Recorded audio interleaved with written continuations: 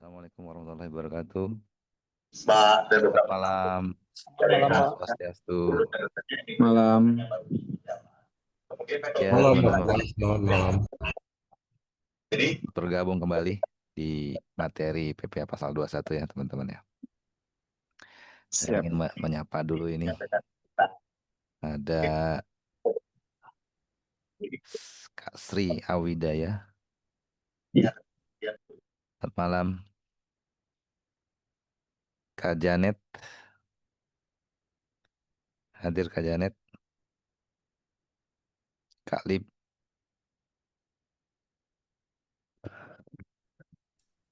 Tolong Selamat malam, responnya ya. Pak. Ya. Kak Made. Kak Made Wali Saputra. Malam, Bapak. Terima kasih. Ya, kemudian juga ada Kak Marco. Halo, selamat malam Pak.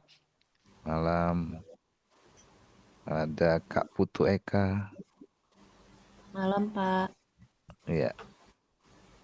Kak Rina. Malam, Pak. Iya. Baik teman-teman ya. Selamat bergabung kembali di materi kita. Masih di PPH Potput ya. Terakhir kita bahas PPH pasal 22. Pemungutan ya, pasal 22.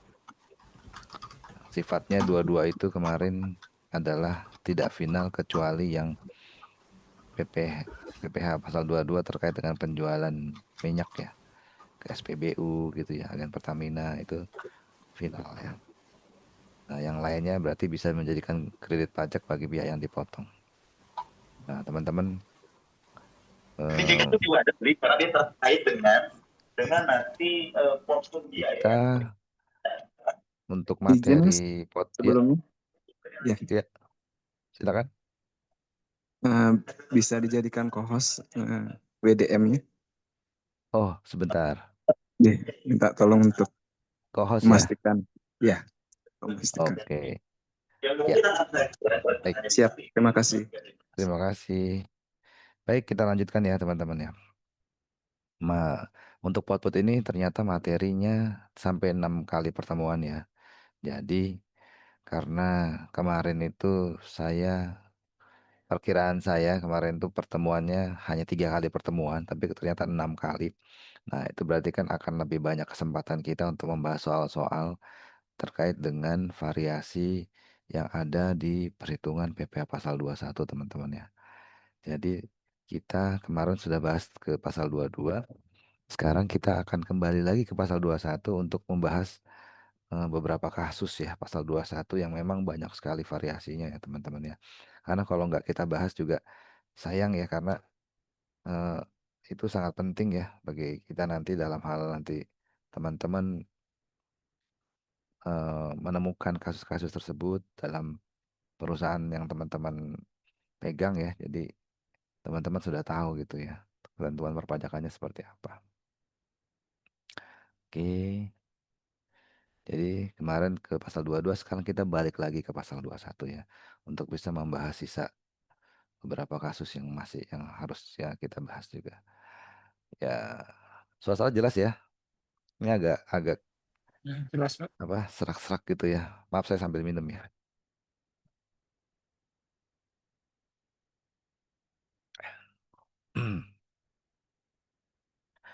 Baik, kita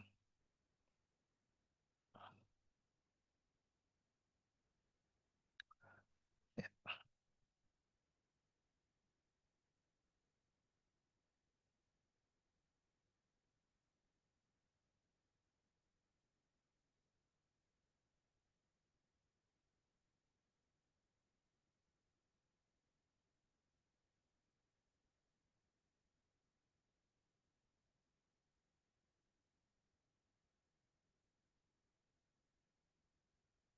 ya, kita akan membahas lagi. Saya ulang lagi satu slide ini, saya ulang kembali ya, teman-teman. Ini adalah contoh penghitungan PPh pasal 21 atas pegawai tetap yang masih memiliki kewajiban pajak subjektif saat berhenti bekerja pada tahun berjalan. Artinya apa? Secara formal, secara kalau subjektif berarti kan orang pribadinya ya. Ya, jadi kewajiban pajak subjektifnya itu masih ada ketika karyawan itu berhenti bekerja. Artinya apa? Artinya secara legal formal dia adalah warga negara Indonesia. Karena warga negara Indonesia itu akan itu dia dimulai memiliki kewajiban pajak subjektif itu sejak dia dilahirkan.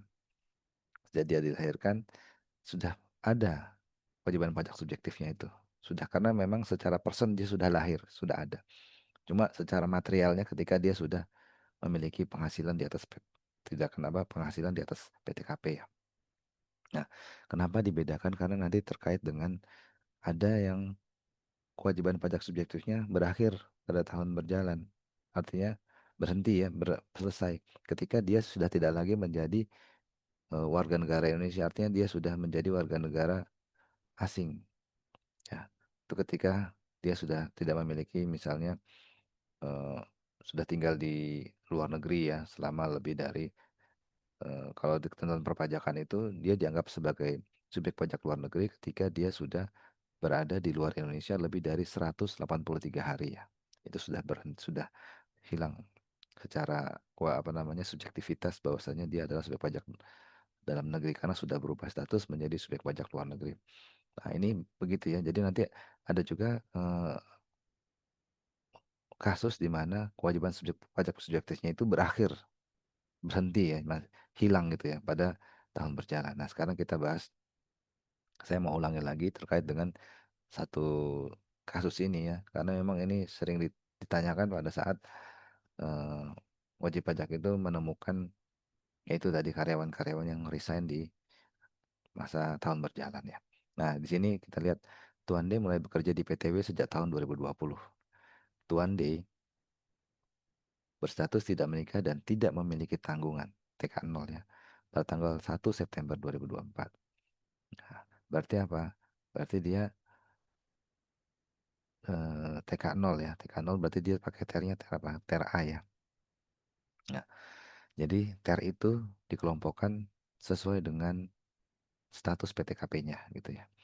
Nah, sekarang Tuan D berhenti bekerja pada PTW selama tahun 2024. Nah, Tuan D menerima atau memperoleh gaji sebesar 17.500.000 per bulan dan membayar iuran pensiun untuk setiap bulannya melalui PTW sebesar 100.000. Artinya apa? Iuran pensiun ini adalah yang ditanggung oleh si karyawannya. Nah, selama tahun 2024, penghitungan pasal 21 Tuan D sebagai berikut. Nah, kita lihat di sini gaji sebesar 17,5 juta. Itu adalah penghasilan brutonya selama sebulan. Nah, kita lihat dia berhenti bekerja di tanggal 1 September. Karena tanggal 1 September berarti kan dia gaji terakhir dia adalah digaji di bulan Agustus. Nah, kita lihat total penghasilan brutonya adalah 140 juta dari Januari sampai dengan Agustus ya. Nah, di sini 140 juta ya. Kalau bulanannya pemotongannya karena dia TK0 maka dia kenanya tarif di ter A golongan A itu 8%. Dengan range 17,5 juta itu dia kenanya adalah 8% ya. Sebentar, saya lihatkan dengan yang ter A.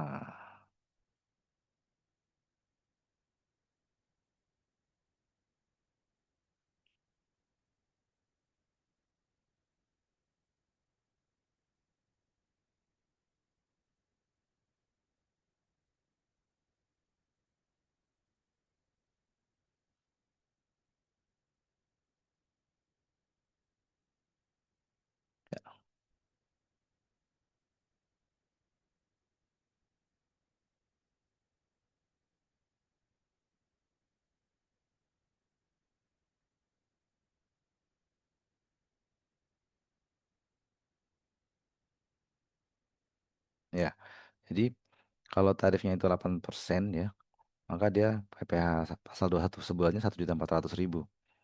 Nah, Januari sampai dengan Juli, total yang sudah dipotong pasal 21 sebesar 9.800.000.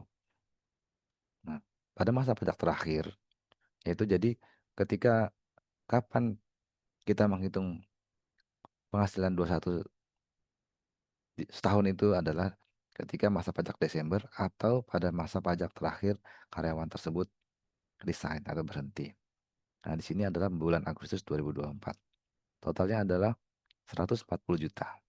Ya. Biaya jabatan 5% kali 140 juta maksimal adalah 8 kali 500 ribu. Karena per bulannya adalah 500 ribu. Maka 500 ribu kali 8, 4 juta. Nah, kalau kita kalikan 5% kali 140, itu kan sebesar 7 juta ya. Nah, itu melebihi 4 juta. Maka yang kita gunakan adalah 4 juta. Karena dia maksimalnya 500 ribu per bulan. Nah, kemudian iuran pensiunnya 8 kali 100 ribu. Sebesar 800 ribu. Kita dapatkan total pengurangnya adalah 4.800.000.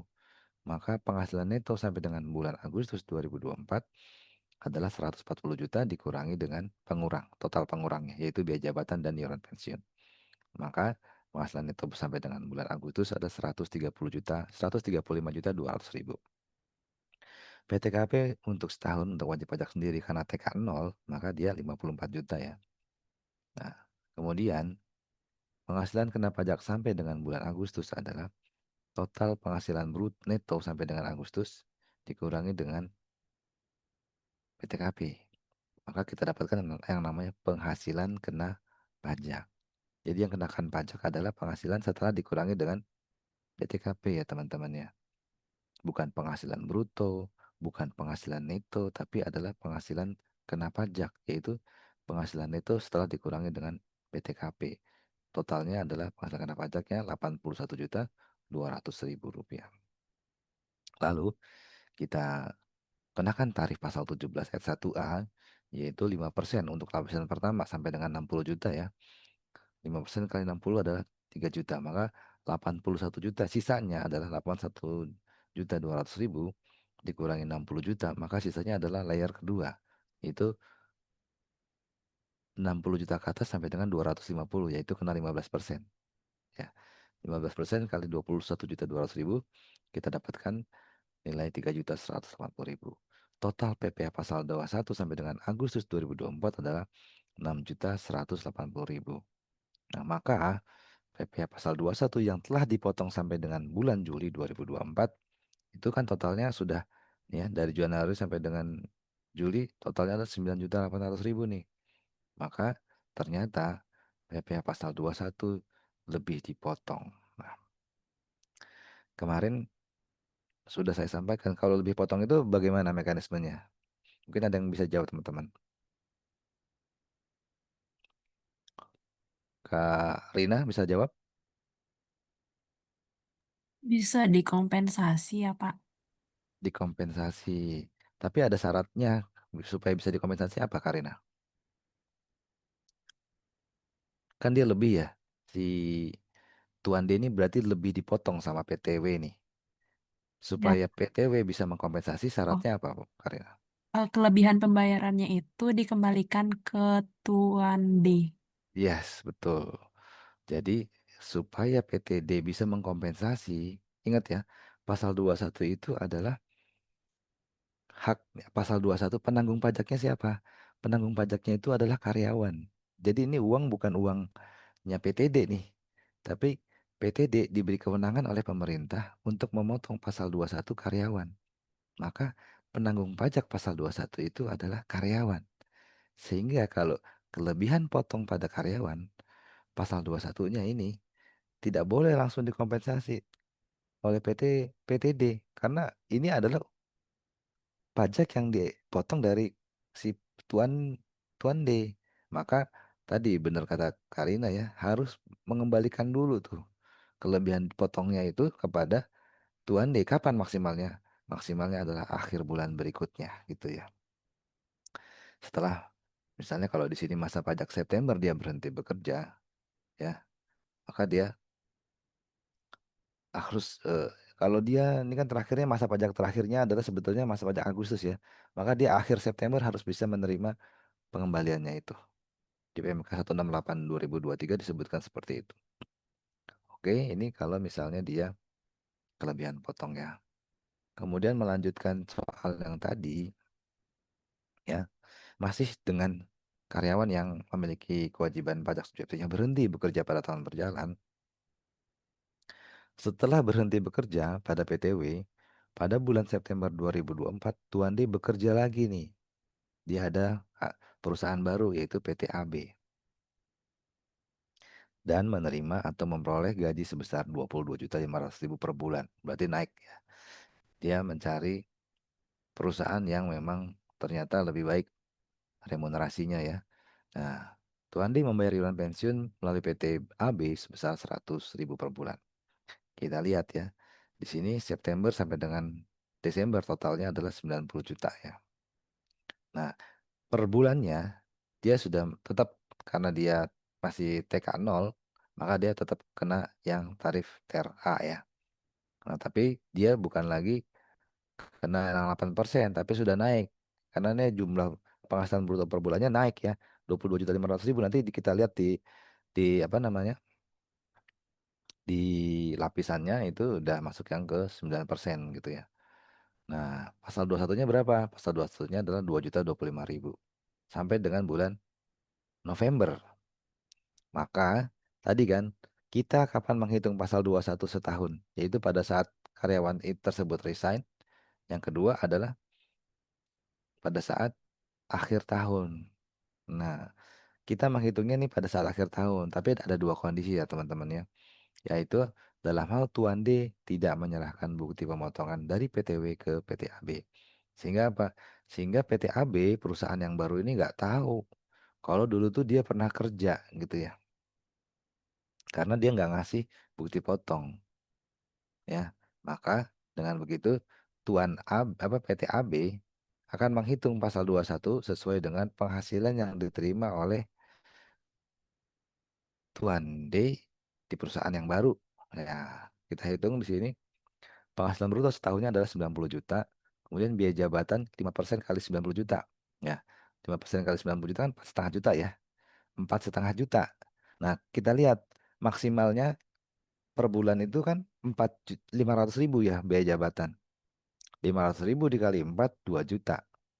Maka 4,5 juta itu nggak boleh karena sudah melebihi biaya jabatan yang maksimal yaitu 500.000 per bulan. Maka yang diambil adalah nilai yang 2 juta ini ya. Karena nilai tersebut sudah sesuai dengan batasan ketentuan maksimal biaya jabatan yaitu setahunnya adalah 6 juta, per bulannya adalah 500.000 rupiah. Kemudian iuran pensiun adalah 4 bulan ya, September Desember sampai dengan dikalikan dengan 100.000. Itu 400.000. Penghasilan neto setahunnya adalah 2.400.000 ya. Sorry, total pengurang penghasilannya adalah 2.400.000. Sehingga kita dapatkan penghasilan neto setahun yang PT AB hitung adalah sebesar 90 juta dikurangi dengan 2.400.000. Sehingga kita dapatkan nilai penghasilan neto setahun adalah 87.600.000 rupiah. Lalu ini adalah penghasilan neto setahun dikurangi dengan apa? PTKP setahun, yaitu 54 juta. PTKP setahun ini kita menjadi pengurang ya dari penghasilan neto setahun. Sehingga kita dapatkan penghasilan kena pajak setahun adalah 33.600.000 rupiah. Maka karena ini masih di lapisan pertama yaitu sampai dengan 60 juta 5%, maka kita kenakan hanya satu tarif aja yaitu 5%. Ya. Maka PPh pasal 21 yang dipotong bulan September adalah berapa? Ini kan pasal 21 setahunnya 1.680.000. Ternyata yang telah dipotong dari bulan September ya, nih sampai dengan bulan November totalnya sudah 6.075.000. Maka ini juga lebih bayar gitu ya. Lebih bayar 4.395, yang sebelumnya lebih bayar 3620 ya. Kalau di total itu sebetulnya sama nih, 7.065.000 gitu ya. Nah, kita lihat sekarang, coba kita sekarang masa pajak terakhirnya gitu ya. Masa pajak terakhir ketika Tuan D menyerahkan bukti pemotongan dari PTW ke PT AB nih misalnya gitu ya. Nah, kemudian ketika si Tuan D ini bekerja, dia ngasih tahu nih, ini saya punya bukti potong dari perusahaan saya yang lama, ke bagian HRD dikasih. Nah, ketika bagian HRD menerima bukti potong tersebut, maka PT AB harus membuat perhitungan, yaitu dengan memperhitungkan penghasilan neto yang telah diterima oleh Tuan D di perusahaan yang lama. Kemudian juga dengan memperhitungkan pemotongan pasal 21 yang telah dilakukan oleh perusahaan yang lama untuk masa Januari sampai dengan Agustus ketika si Tuan D ini masih bekerja di perusahaan lama. Kita lihat di sini ya teman-teman, 90 juta penghasilan neto setahunnya ya. Penghasilan bruto setahunnya 90 juta, kemudian biaya jabatan setahunnya adalah 2 juta. Lalu iuran pensiun adalah 4 juta 400 ribu ya iuran pensiunnya. Kita dapatkan total pengurangnya adalah 2.400.000. Kemudian penghasilan neto bulan September sampai dengan Desember 2024 di perusahaan yang baru di PT AB yaitu 87.600.000 rupiah. Lalu kita perusahaan yang baru memperhitungkan penghasilan neto yang sudah diterima oleh Tuan D dari perusahaan yang lama. Nah, ini dihitung nih. Itu sebesar 135.200.000 rupiah, yaitu Januari sampai dengan Agustus. Lalu di total, kita dapatkan penghasilan neto bulan Januari sampai dengan Desember 2024 adalah 222.800.000 yang terdiri dari Januari September itu di perusahaan yang lama, Januari Agustus di perusahaan yang lama, dan September sampai dengan Desember di perusahaan yang baru ya. Totalnya sekian. Lalu dikurangi PTKP 54 juta, kita dapatkan penghasilan kena pajak setahun adalah 168.800.000. Nah, ini penghasilan ini kita buatkan pengenaan tarif pasal 21-nya yaitu tarif pasal 17. Yaitu sebesar 5% kali 60 juta dan sisanya adalah 15%. Ya, karena ini masih dalam range sampai dengan 250 juta ya. Total secara akumulasinya. Maka ini kita dapatkan total pasal 21 yang terutang selama setahun adalah 19.320.000. Lalu penghasilan pasal 21 yang dipotong bulan Januari sampai dengan Agustus di perusahaan yang lama yaitu 6.180.000. Maka pasal 21 yang terutang bulan September sampai dengan Desember adalah sebesar sisanya yaitu 13.140.000. Maka dikurangi lagi nih dengan PPh pasal 21 yang telah dipotong bulan September sampai dengan November ini ya. Totalnya 6.075.000. Maka masih terdapat PPh pasal 21 yang wajib dipotong pada bulan Desember yaitu 7.065.000. Jadi sebetulnya gini teman-teman ya, ketika dia tidak memperhitungkan pasal 21-nya di perusahaan yang baru, maka ketika nanti dia menyampaikan SPT tahunannya, ketika Tuan D ya akan menyampaikan SPT tahunan PPh orang pribadinya, maka Tuan D itu nanti akan kurang bayar sebesar ini ya. Walaupun awalnya di pemotongan yang perusahaan lama dia LB lebih bayar, lebih potong ya. Kemudian di perusahaan yang baru juga lebih potong, tapi itu tidak berarti dia lebih karena diperhitungkan di akhir tahunnya masih ada kurang bayar sebesar 7.065.000 gitu ya. Jadi bagusnya sih hemat saya ketika ada karyawan yang resign maka dia harus menyerahkan itu karena kalau enggak nanti dia repot sendiri. Karena uang kan biasanya cepat habisnya ya, cepat hilangnya ya, cepat menguapnya. Padahal dia masih punya kewajiban pasal 2 SPT tahunan PPOP yang akan disampaikan nanti di bulan Maret 2000 paling lambat ya, bulan Maret 2025 untuk tahun pajak 2024 ya. Nah, ketika dikembalikan kan biasanya tuh uangnya tuh udah hilang tuh. LB-nya itu kan udah entah mungkin buat kebutuhan apa gitu ya. Tapi kalau pemotongannya diserahkan ya nanti memang sih di Desembernya jadi besar sekali ya, kurang bayarnya 7.065.000 nih. Ya. Nanti dia take home pay-nya bisa-bisa Desember sangat ya berkurang banyak ya, berkurang banyak gitu ya. Ya ini salah satu kekurangan dan kelebihan dari TER. Satu sisi TER itu dia menyederhanakan perhitungan, tapi di satu sisi ketika ada perhitungan seperti ini dia akan ada lebih dan kurang bayar gitu ya. Kemudian kita lihat lagi contoh penghitungan pasal 21 pegawai tetap yang berhenti bekerja pada tahun berjalan dan sekaligus kehilangannya. Nah, kan tadi saya sampaikan ya, sekaligus kehilangan. Kehilangan apa? Kehilangan kewajiban pajak subjektif. Ya, ya kita lihat di sini ya contoh soalnya. Tuan E mulai bekerja di PTV sejak tahun 2020. Ya, kemudian Tuan E berstatus tidak menikah dan tidak memiliki tanggungan. TK 0.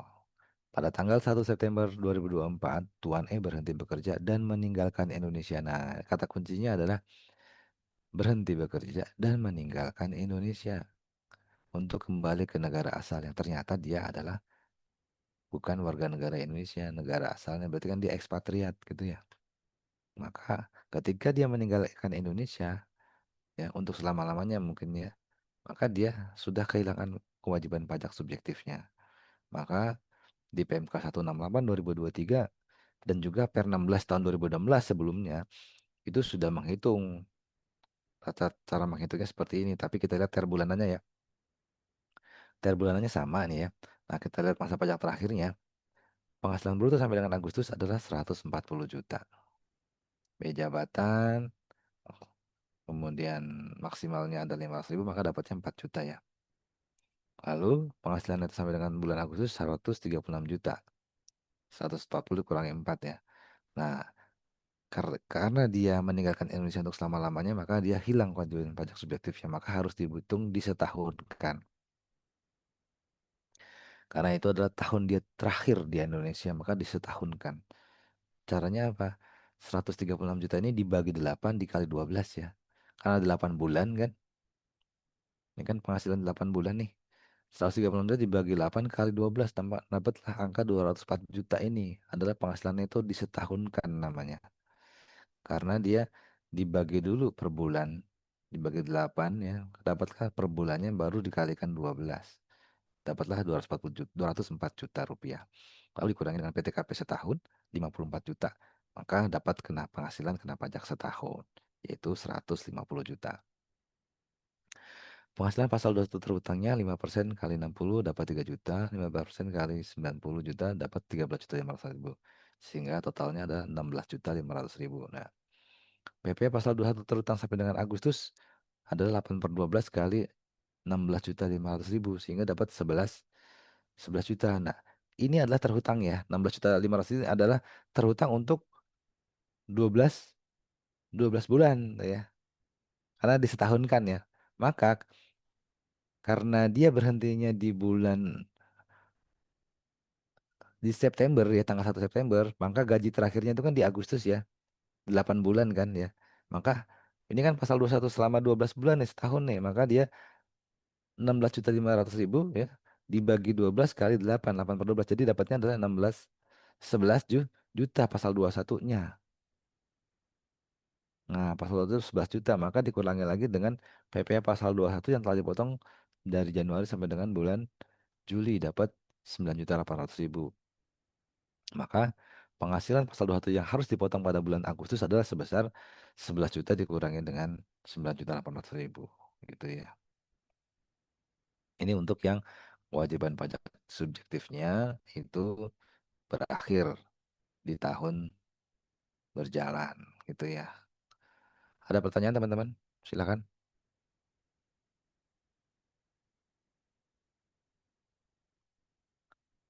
Tidak ada?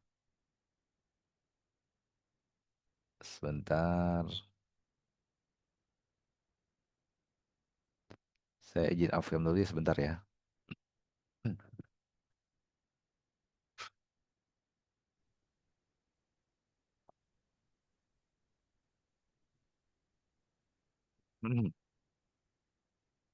Kita lanjutkan lagi. Sekarang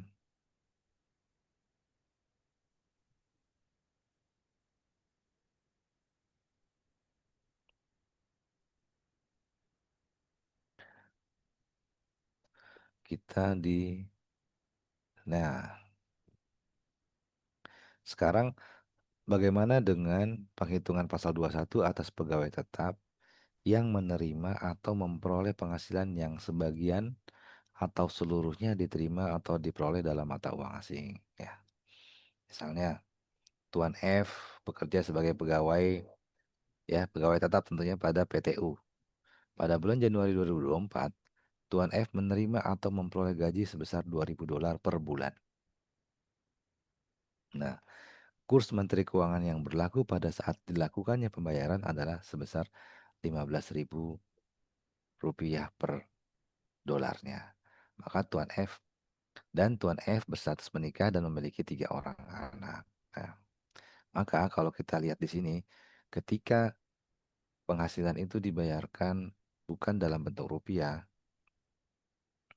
artinya dalam bentuk mata uang asing, dalam hal ini dolar, ya, maka harus dikonversikan dulu dengan kurs Menteri Keuangan atau kurs pajak yang berlaku pada saat dilakukannya pembayaran. Nah, di soal sudah diketahui bahwasanya kursnya adalah 15.000. Maka nanti jumlah penghasilan bruto yang diterima atau diperoleh Tuan F adalah sebesar $2.000 dikali kurs pajaknya, yaitu 15.000. Maka kita dapatkan 30.000. Karena Tuan F ini adalah K3, ya. K3 dia dapatnya, maka dia terse.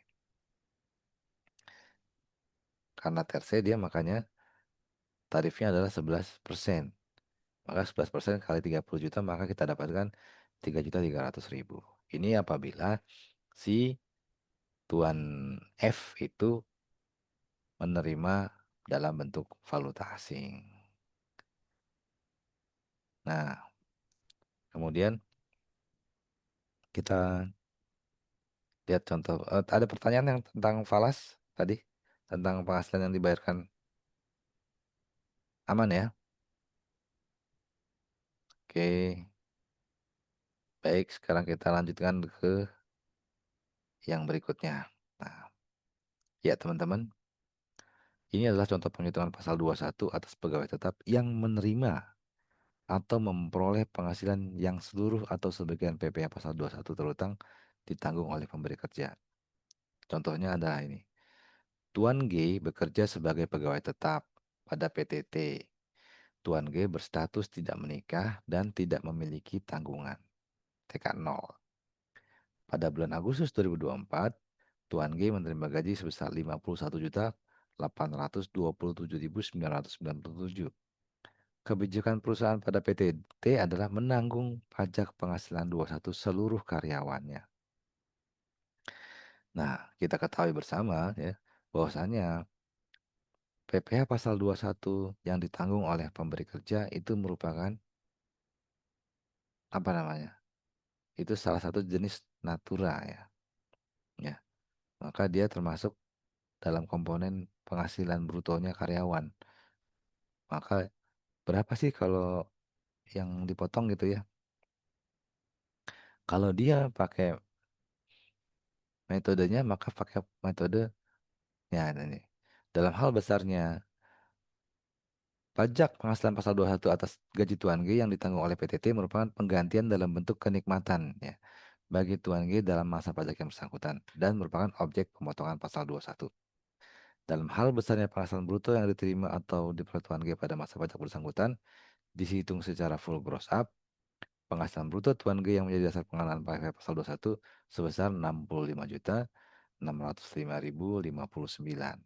Nah, besarnya pemotongan pasal 21 atas penghasilan Tuan G dihitung berdasarkan tarif efektif bulanan kategoris. Ini karena TK 0 harusnya nih kategorinya A ini.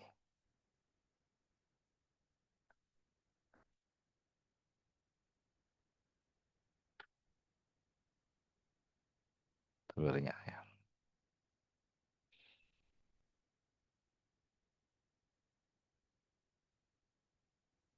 Maka besarnya pemotongan pasal 21 atas penghasilan Tuan G dihitung berdasarkan tarif efektif bulanan kategori A, yaitu 21% kali 65 juta. Nah, teman-teman, ya, untuk menghitung full gross up begini sudah disediakan kalkulator pajak, ya teman-teman, ya. Kalkulator pajak itu hmm,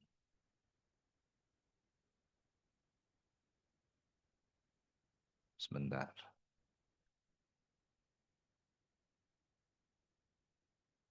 Ya,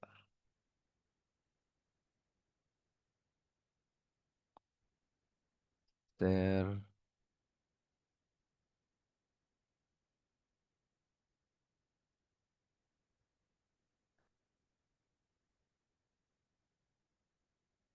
Ya, teman-teman lihat ya, kalkulator pajak ya. Halo, ke-share nggak nih? Ya, lihat Pak. Share ya. Jadi memang kalau untuk TER ini menghitung secara manualnya perlu formula ya, formula khusus ya. Sekarang sudah banyak beredar sih di online ya. Nah, ini salah satu tools yang disediakan oleh pajak.go.id adalah menghitung pasal 21 bulanan dengan metode gross up ya. Nah, di sini kita lihat penghasilannya 51.827.997.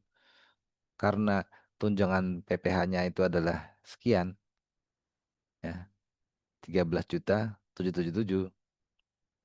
Ini sebagai karena dia ditanggung oleh pemerintah apa oleh karya oleh pemberi kerja oleh perusahaan, maka ini harus menjadi komponen. Awalnya kan penghasilan brutonya sekian ya, tapi pengenaan DPP-nya menjadi naik 65 karena ini harus ditambahkan dengan ini pasal 21 yang ditanggung pemerintah sehingga DPP-nya 65 juta. Kayak gitu ya. Maka nanti tetap dia ke take home pay-nya tetap sebesar 51.827 karena pasal 21 yang ini sudah ditanggung oleh perusahaan. Ini dalam metode gross up gitu ya. Kalau gross bagaimana? Nah,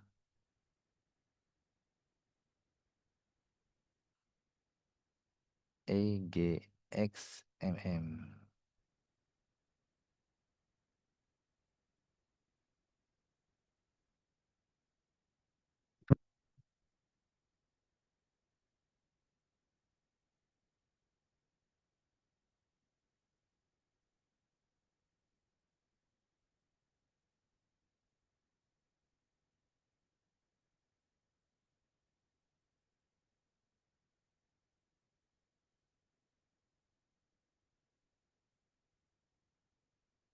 827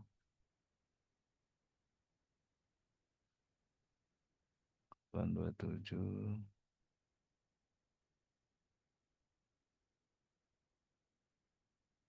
997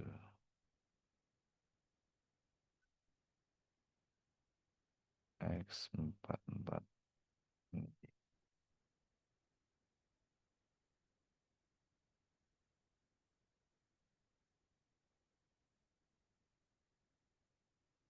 Ya.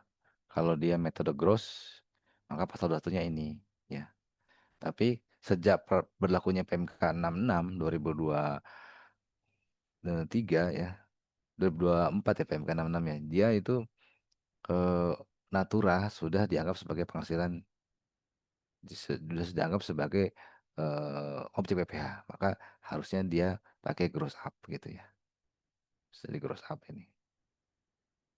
Ya, berarti kalau di gross up itu dia masuk ke tunjangan PPh pasal 21 gitu ya. Ada pertanyaan teman-teman?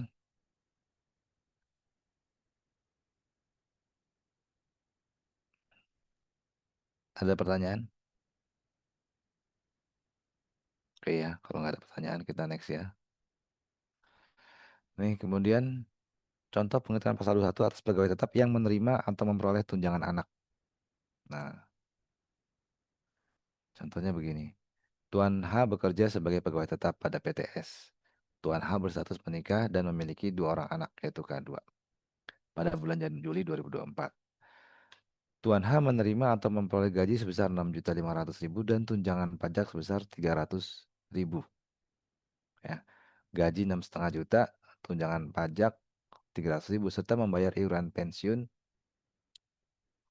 PTS sebesar 100.000. Maka jumlah penghasilan bruto yang diterima oleh atau diperoleh Tuan H adalah sebesar 6.500.000 plus 300.000 sebesar 6.800.000. Besarnya pemotongan pasal 21 atas penghasilan yang diterima atau diperoleh Tuan H dihitung berdasarkan tarif bulanan kategori B, yaitu 0,5% kali 6.800.000, yaitu 34.000 rupiah gitu ya. Nah, ini tunjangan pajaknya dia nggak full ya. Artinya yang ditunjang hanya sebagian ya. Yang ditunjang hanya sebagian.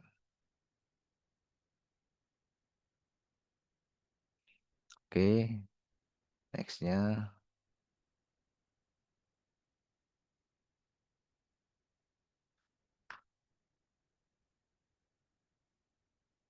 Kemudian contoh penghitungan PP pasal 21 atas penghasilan dalam bentuk natura dan atau kenikmatan ya yang diterima atau diperoleh pegawai. Nah, Tuan I ini merupakan warga negara Inggris dengan status menikah dan memiliki satu orang anak, yaitu K1. Tuan I mulai bekerja sebagai pegawai tetap pada PTR sejak bulan Juni 2023. Ya, kemudian selama tahun 2024, Tuan I menerima atau memperoleh gaji sebesar 35 juta per bulan. Ya.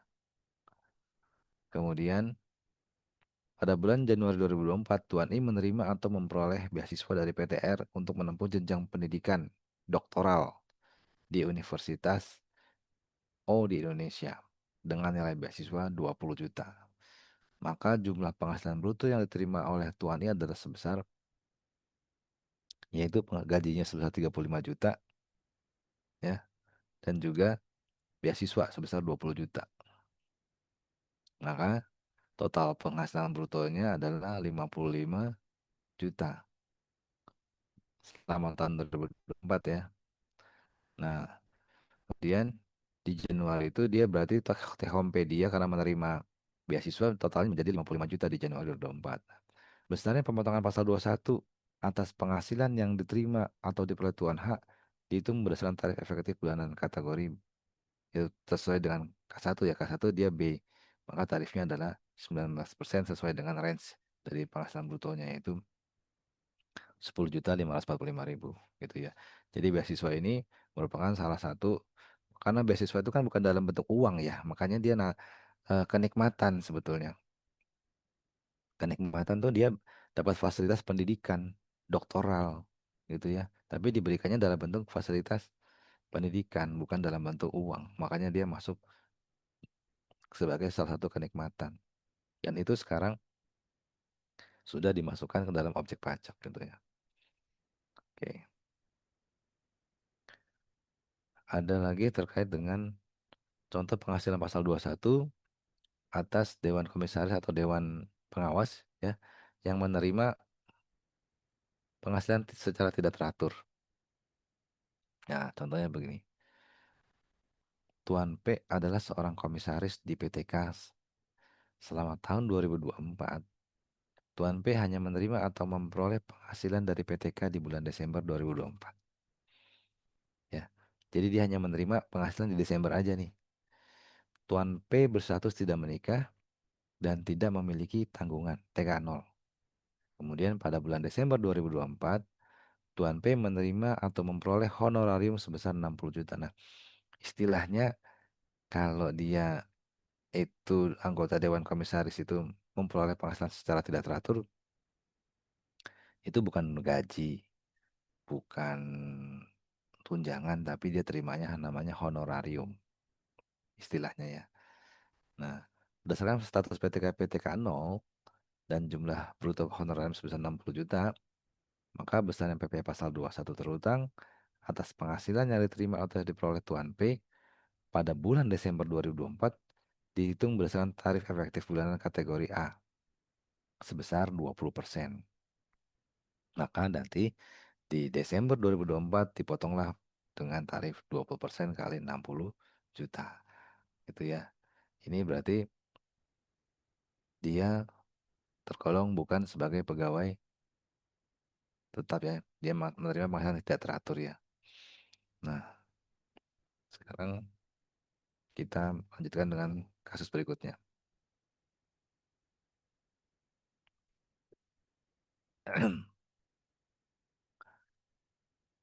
Contoh pengentaan pasal 21 atas pegawai tidak tetap sekarang ya, yang menerima atau memperoleh penghasilan tidak secara bulanan.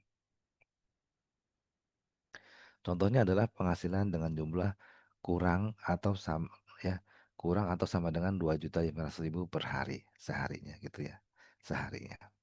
Contohnya adalah Tuan L bekerja pada PTO pada bulan Januari 24 ya, pada bulan Juni 2024 Tuan L melakukan pekerjaan perakitan bingkai foto selama 10 hari. Atas penyelesaian pekerjaan tersebut, Tuan L menerima atau memperoleh penghasilan sebesar 4.500.000. Sehingga jumlah penghasilan bruto seharinya adalah 4.500.000 dibagi 10 karena dia kan bekerja 10 hari tapi dia terima penghasilannya 4,5 juta, maka dia 4,5 juta dibagi 10 hari ya, dia dapatlah 450.000. Penghitungan pasal 21 menggunakan tarif efektif harian karena dia lebih kecil sama dengan 450.000, maka dia batasannya masih di bawah yang tidak kena pajak yaitu 450.000 ini ya. Kalau di bawah atau sama dengan 450.000 maka dia tarif teornya adalah nol gitu ya teman-teman ya. Nah, catatan PTL tidak memotong PP pasal 21 Tuan L, tapi tetap wajib membuat 10 bukti pemotongan PP pasal 21 untuk Tuan L sepanjang sistem informasi perpajakan belum mengakomodasi pembuatan satu bukti pemotongan PP pasal 21 gabungan untuk beberapa hari. Jadi di Cortex ini teman-teman belum bisa mengakomodasi pembuatan satu bukti pemotongan PP pasal 21 untuk gabungan untuk beberapa hari sehingga Tuan PTO harus membuat bukti pemotongan selama 10 kali itu untuk 10 hari ya. Kemudian yang kedua adalah contoh kasus penghasilan dengan jumlah di atas 2.500.000 sehari. Nah, Tuan M bekerja pada PTN. Kemudian Tuan M menerima atau memperoleh penghasilan harian berdasarkan jumlah unit TV yang diperbaiki dengan besaran penghasilan yang diterima atau diperoleh adalah sebesar 300.000 per unit TV. Tuan M menyelesaikan perbaikan TV sebanyak 10 buah sehari ya dalam sehari dan menerima atau memperoleh penghasilan sebesar 3 juta gitu ya. 300.000 per unit ya kan. Kemudian dia dapat 3 juta gitu ya seharinya ya. Maka penghasilan pasal 21 menggunakan tarif pasal 17 Undang-Undang PPA itu 5% karena sudah di atas 4,5 juta ya. Maka dia di atas 2.500.000 per hari, maka dia dapatnya pengenaannya adalah 5% kali 50% kali 3 juta dapat 75.000. Nah, ini tarif ini ya diatur di PMK 168 tahun 2023. Kemudian contoh penghitungan pasal 21 atas pegawai tidak tetap yang menerima atau memperoleh penghasilan secara bulanan ya. Dia tidak tetap, tapi dia terimanya bulanan. Nah, caranya seperti apa? Tuan N bekerja sebagai pemetik teh pada perkebunan milik PTM. Tuan M berstatus tidak menikah dan tidak memiliki tanggungan. TK 0 ya. Tuan N menerima atau memperoleh penghasilan yang dibayarkan secara bulanan berdasarkan hasil panen yang diperolehnya selama tahun 2024. Tuan N menerima atau memperoleh penghasilan Anton dan dipotong pasal 2 sebagai berikut. Ya.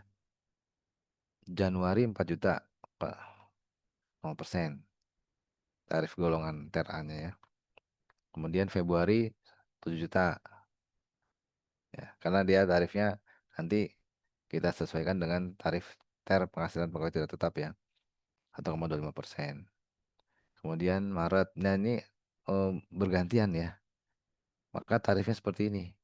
Nanti masuk ke bukti pemotongannya, bukti pemotongan pegawai tidak tetap ya. Dibayarkan yang dipotong secara bulanan. Sehingga ada masa-masa di mana dia mendapatkan pemotongan pasal 21 atau yang tidak dipotong ya, karena di bawah. Seperti itu ya. Oke.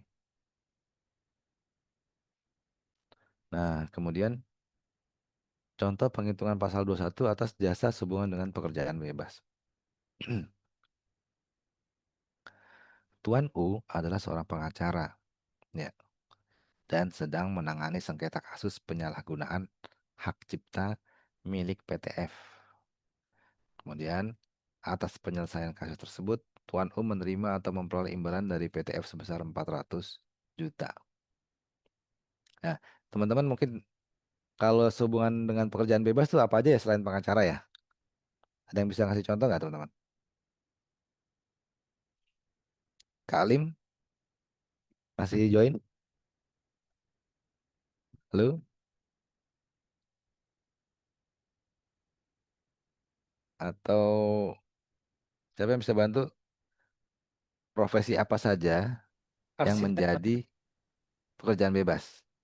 Yang masuk kategori pekerjaan bebas? Silakan. Arsitek bisa, Pak. Ya, betul. Betul Kak Marco, arsitek, pengacara. Apalagi? Notaris, Pak Yang ya. notaris, betul. Dokter. Notaris, dokter, akuntan, ya, dia termasuk kategori pekerjaan bebas. Kalau selegram, artis, masuk gak?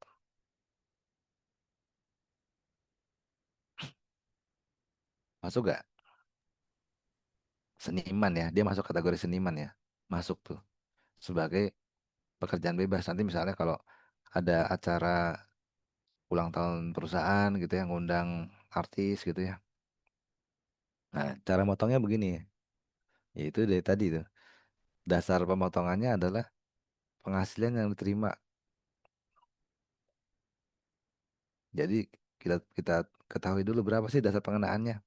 Kalikan dulu 50% dari penghasilan yang diberikan. Kita dapatkan 200 juta nih. Maka 200 juta ini yang kita kenakan tarif.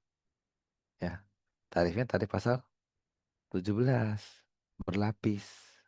Gitu ya, teman-teman ya. Bukan ter ya. Ya, bukan ter. Nah, maka dia kenanya 5% kali 60 juta. Ditambah 15% kali 140 juta. Karena dia 200 juta nih. 200 juta itu kan ada dua lapisan tarif ya. Yang pertama ada lapisan yang sampai dengan 60 juta, kena 5%. Kemudian di atas 60 sampai 250 juta itu kan 12% ya. Di situ di lapisan kedua dia yang kena adalah 140 juta. Maka totalnya adalah 24 juta. Ya, ini untuk yang pekerjaan bebas. Kalau dulu ya di Per 16 dulu itu pekerjaan bebas dibagi dulu yang berkesinambungan atau tidak berkesinambungan. Kalau sebelum PMK 168 ya, sebelum berarti tahun 2023 ke bawah. Untuk menghitung pekerjaan bebas ini dia tarifnya seperti ini. Cuma kalau dia berkesinambungan harus dikurangi PTKP dulu. Itu untuk yang 2023 ke bawah ya. Tapi sekarang lebih simpel ya, udah nggak dipakai lagi karena sulit juga berkesinambungan atau tidak. Karena yang tahu itu adalah yang dipotong dengan Tuhan gitu. Karena harus ngaku. Misalnya lawyer ya, kan nggak mungkin lawyer kliennya satu gitu kan. Kalau dia bilang, oh saya klien saya cuma satu gitu ya. Berarti kan cuma sekali, berarti tidak berkesinambungan gitu. Padahal dia juga melakukan apa namanya kliennya banyak gitu ya, tidak dari satu satu klien saja gitu ya.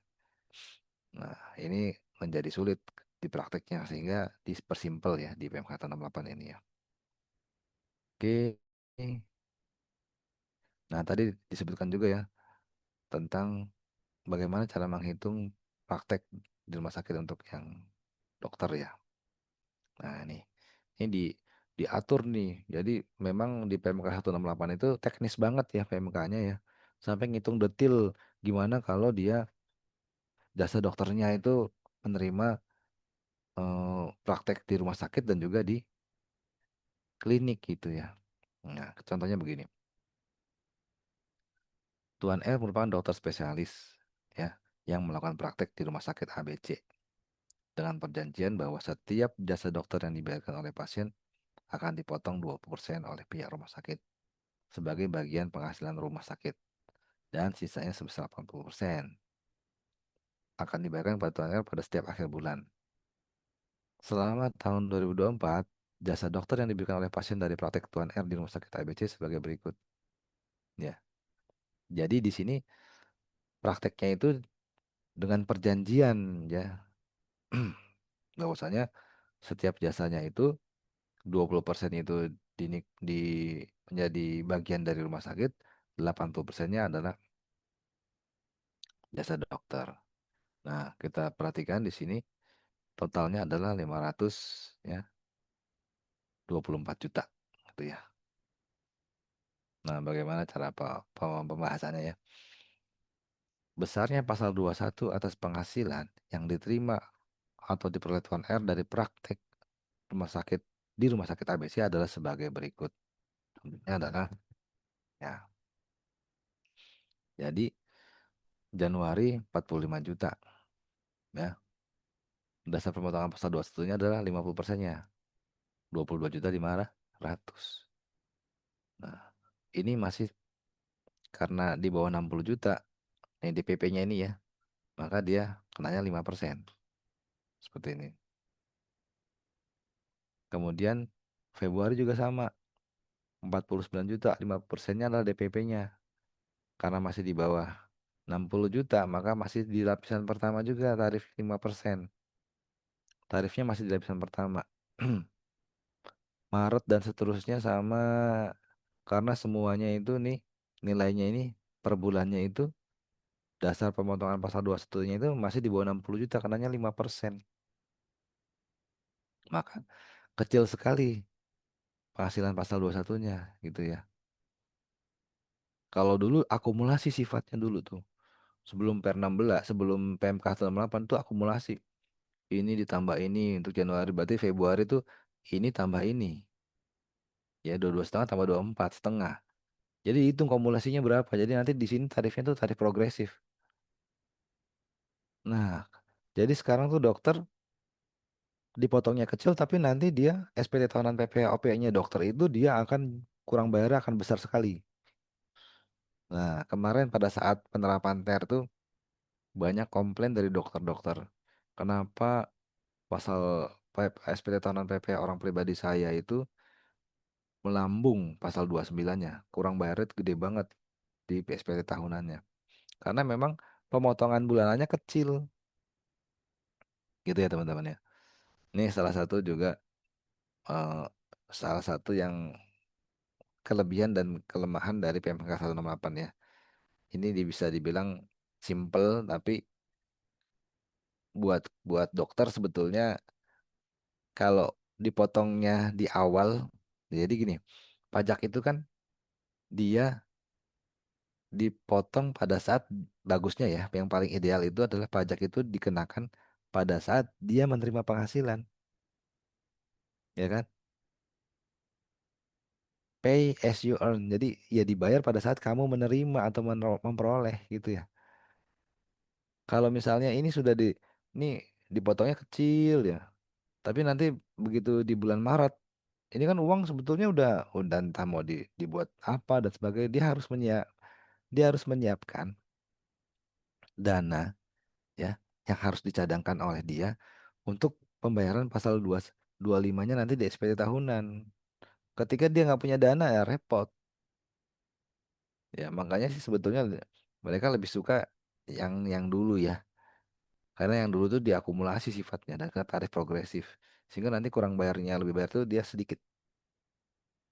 Itu ya. Sebentar ya.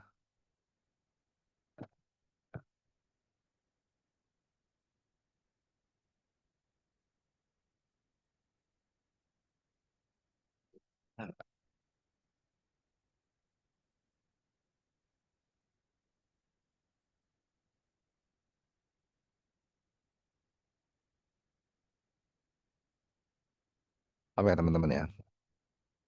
Oke. Nah, Rumah Sakit ABC membuat bukti pemotongan pajak untuk Tuan R setiap bulan. Kemudian Tuan R wajib melaporkan penghasilan yang diterima atau diperoleh dari rumah sakit ABC dalam SPT tahunan PPh tahun pajak 2024. PPh pasal 21 yang telah dipotong oleh rumah sakit ABC merupakan kredit pajak dalam SPT tahunan tahun pajak 2024 Tuan R. Gitu ya. Tapi ini eh, kecil sekali pemotongannya ya. Karena dia ditarik lapisannya nih, dia udah harusnya udah kena lapisan yang di atas 250, di atas 60 juta ya. Udah kena 15% harusnya gitu. Sampai sini nih udah kena, di sini harusnya udah kena ini nih 15% nih. Ya, nih. Ini kan udah di atas 60 juta nih ya sisanya nih ya. 22, 24, 23. Nah, di atas 60 juta udah kena 15%. Ini udah kena dari sini ke sini harusnya udah kena 15% nih. Nah, gitu. Oke, kita sekarang ke yang berikutnya. Contoh penghitungan pasal 21 atas penghasilan yang diterima oleh bukan pegawai sehubungan dengan pemberian jasa yang dalam pemberian jasanya memperkerjakan orang lain sebagai pegawainya dan atau melakukan penyerahan material atau bahan. Contohnya pada bulan Agustus 2024, Tuan V melakukan penyerahan jasa perawatan AC kepada PTE dan menerima atau memperoleh imbalan sebesar 10 juta. Sehubungan dengan penyerahan jasa dimaksud, Tuan V mempekerjakan seorang ahli kelistrikan dengan upah sebesar 4.500.000 dan melakukan penggantian komponen AC yang rusak sebesar 1 juta. Nah, jadi si Tuan V ini melakukan pemeliharaan AC nih. Ternyata dia tidak sendiri. Dia juga memakai jasa Tuan V yang seorang ahli listrik. Dia juga ngasih upah 4,5 juta. Jadi dalam komponen 10 juta tadi, itu sudah ada yang namanya upah ahli listrik dan juga ternyata komponen AC yang rusak. Jadi dia mengganti komponen AC yang rusak sebesar 1 juta. Jadi 10 juta itu yang ditagihkan oleh si Tuan V kepada PTE itu bukan murni jasanya saja, tapi ternyata 10 juta itu sudah termasuk dia membayar upah tenaga ahli listrik dan juga dia sudah membayar komponen AC-nya. Dan itu sudah dituangkan dalam kontrak antara Tuan V dan PTE dan dibuktikan dengan faktur tagihan. Dari ahli kelistrikan ternyata sih ahli listrik juga ngasih faktur tagihan. Dan juga ada juga faktur pembelian komponen AC yang dilampirkan oleh Tuan V. Jadi dia harus dipotong sebesar jasanya saja jadinya. Karena apa? Karena si Tuan V ini dia melampirkan faktur tagihan dari ahli listrik dan juga faktur pembelian. Kalau si Tuan V tidak melampirkan tagihan dengan detil, tidak merinci, maka dia pasti akan dikenakan sebesar 10 juta ini oleh PTE. Tapi karena dia sampaikan, oh PTE, saya ini sebetulnya ngasih loh upah sebesar 4,5 juta buat ahli listrik. Ini buktinya. Buktinya apa? Buktinya saya ada faktur ada tagihan dari ahli listrik. Ya, kemudian juga, ini saya juga beli loh komponen AC. Jadi tolong yang dipotong jangan semuanya jasanya. Jadi jasanya saja ya, sebesar 10 juta dikurangi dengan 4,5 juta dan juga 1 juta sehingga totalnya adalah jasa yang dikenakan PPh pasal 21 oleh PTE hanya sebesar 2.250.000 gitu ya. Nah, besarnya pemotongan pasal 21 atas penghasilan yang diterima atau diperoleh Tuan P adalah 5%. Jadi 50% dulu nih dasar dasar pemotongannya 50% ya. Dikalikan jasanya ya, gitu ya. Kalau yang tadi kan dia 50%. Nah, ini kan 50% ya, langsung kali brutonya. Tapi kalau ini kan dia tanpa ada rincian. Nah, kalau ini ada rinciannya nih, ada rincian pembayaran upah ke ahli listrik dan juga pembelian barang, komponen. Makanya dia 50% dikurangi dulu nih. Dari total 10 juta dikurangi 4,5 dikurangi 1 juta, 2,5. 2.250.000 baru dikalikan 5%. Karena dia masuk ke tarif lapisan pertama gitu ya. Ada pertanyaan sampai di sini teman-teman? Silakan. Kak Marco ada yang bertanya? Ada yang mau tanyakan? Pak, kalau misalkan kayak tadi Bapak bilang, kalau misalkan nota dari vendor itu material plus servis itu 10 juta. Artinya kita kenakan dari 10 juta itu berarti Pak ya? Nah, kalau misalnya di vendor jasa perawatan AC ini ya 10 juta itu tagihannya ya Pak ya.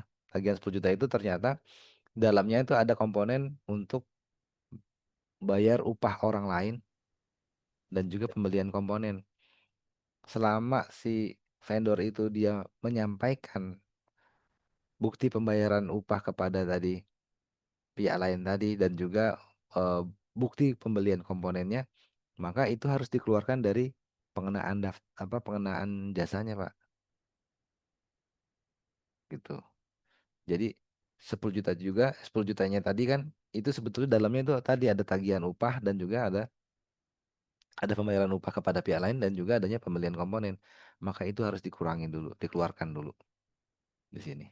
Jadi yang dikenakan hanya murni jasanya saja. Gitu. Gitu Kak Marco. Ya Pak, soalnya kadang Tapi ke ada vendor tuh ngasih nota kayak ya 10 juta itu udah sama barang, udah sama servis, cuman tidak di breakdown sama dia itu Pak.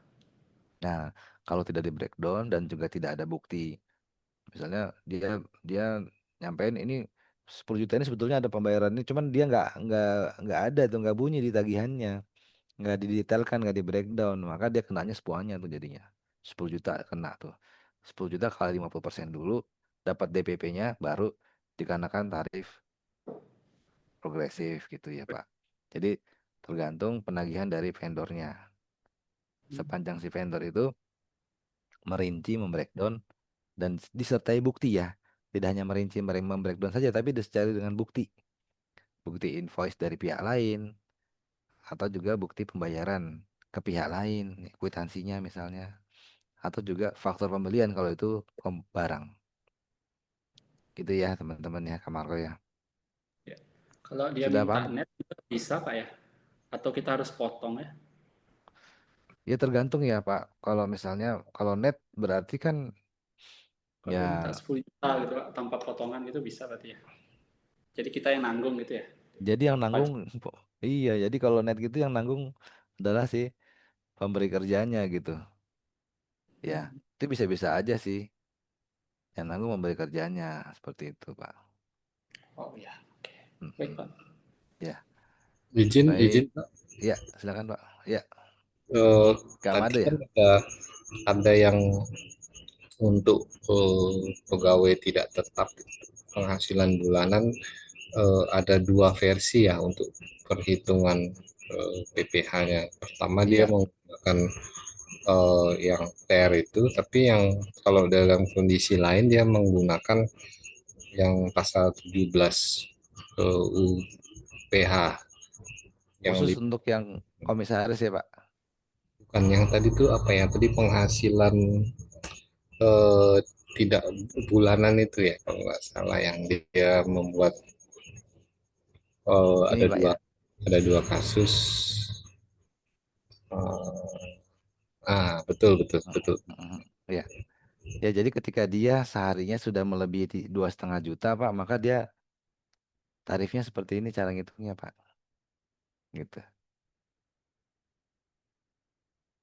Ya, Gunakan 17 itu ya pasal 17 kalau dia lebih kalau di bawah iya, dia masih ter itu menggunakan ter harian. iya. Kalau dia misalnya eh dia kan pas 0,5 juta nih ya, tapi hariannya itu dia di bawah 450.000, ya kan? Nah, dia dapatnya di sini tarifnya 0%, ya. Dia karena dia per harinya itu adalah 450.000.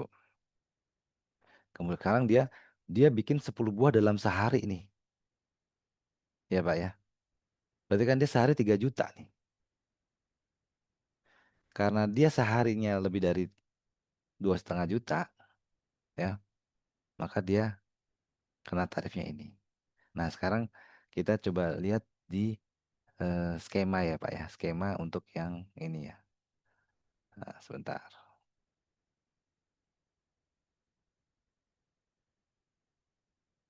Skemanya itu ada di sini.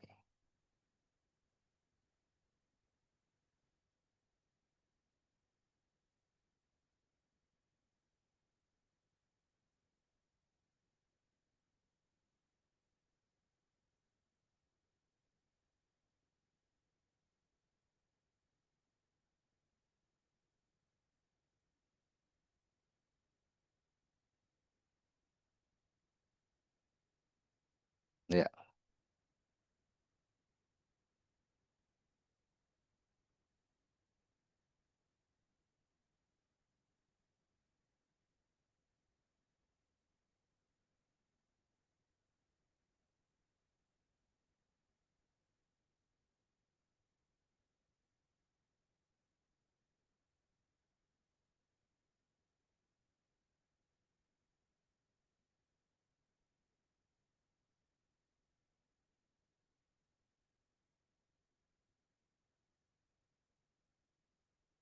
ini kelihatan nggak Pak? Masih yang ini ya.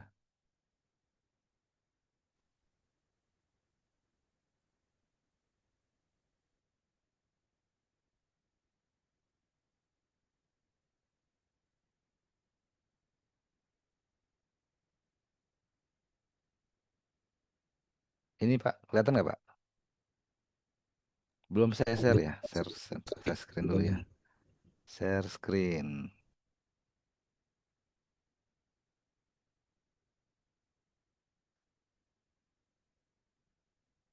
Nah ini Pak ya, Oke. ketika dia dia sampai dengan 450 ini ada tarif efektif harian Pak ya. Ya, untuk pegawai tidak tetap ya. Nah, kalau dia 450.000 di bawah sampai dengan 450.000 dia 0% hariannya. Kemudian 450.000 ya di atas 450.000 sampai dengan 2,5 juta dia 0,5% penghasilan bruto hariannya gitu ya. Tapi kalau dia sudah di atas 2,5 juta dia nggak pakai harian lagi Pak. Nah, dia pakainya ini. Nah, gitu ya. Kalau dia sudah lebih dari 2,5 juta per hari, maka dia penghasilan brutonya kali 50% kali tarif pasal 17. Gitu Pak ya. Jadi batasannya itu adalah kapan dia dikenakan dua apa namanya tarif harian atau tarif pasal 17 ketika dia seharinya itu sudah melebihi 2,5 juta maka dia sudah nggak pakai harian lagi tapi makainya tarif pasal 17. Gitu ya Pak. Iya, iya, makasih. Oke. Baik, terima kasih Pak Made pertanyaannya. Ada lagi teman-teman silakan kita bahas tuntas ya terkait dengan ini ya. Bagi teman-teman ada yang belum pengen tahu lebih dalam gitu ya silakan sambil diskusi kita ya.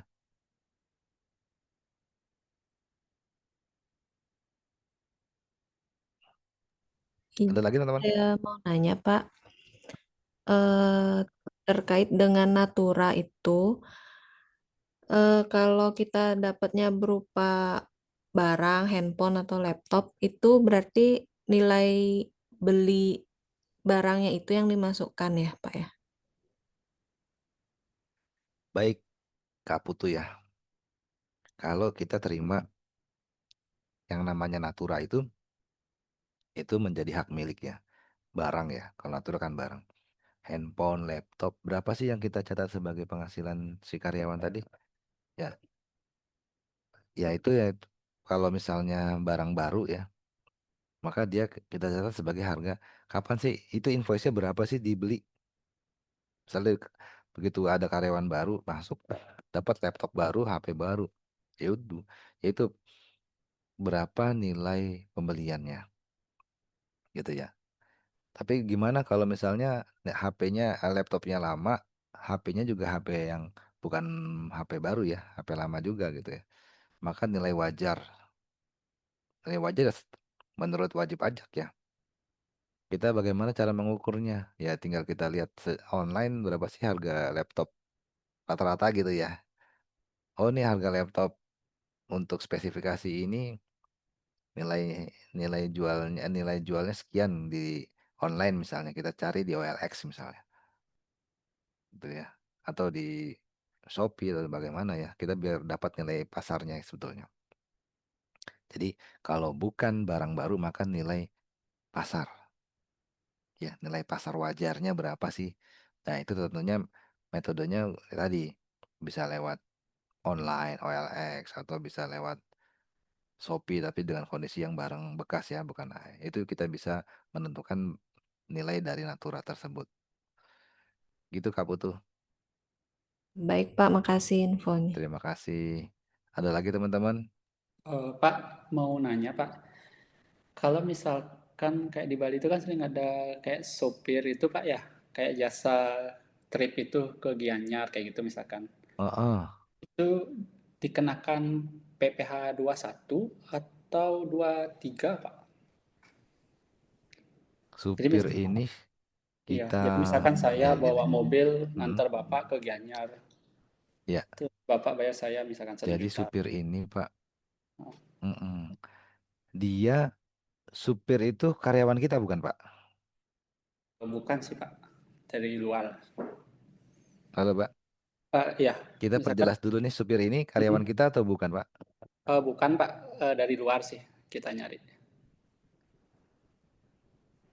Sebentar. Halo. Sinyalnya agak kurang bagus saya nih. Saya matiin dulu.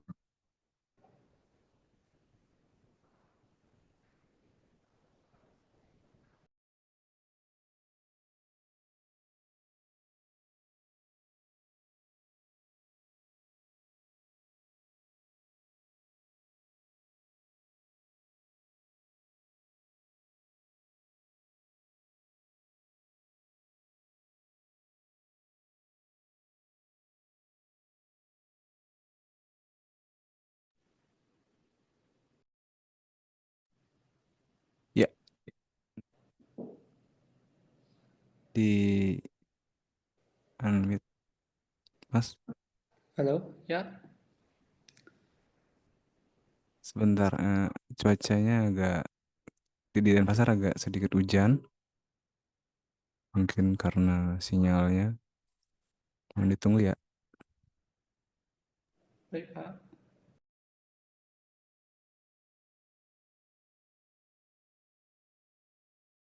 Supirnya karyawan kita bukan Pak? Bukan, Pak.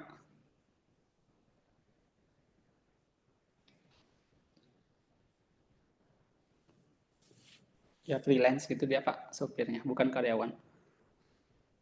Freelance ya, bukan Iya. karyawan ya. Mm. Nah, eh, mobilnya itu mobilnya siapa? Mobilnya si supir. Mobil mobilnya si karyawan itu ya, maksudnya orang freelance itu ya. Iya, Jadi kita sebetulnya sewa kendaraan ya, sewa kendaraan. ya kendaraannya. Jadi teman-teman ya, kita lihat dulu nih objeknya, ya. Kalau dia sehubungan dengan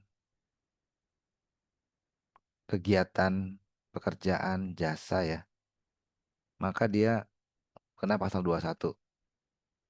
Nah, tapi kalau misalnya sehubungan dengan penggunaan harta, ya, kita sebetulnya nyewa mobil tapi ada fasilitas dikasih supir, ditambahin supir gitu ya.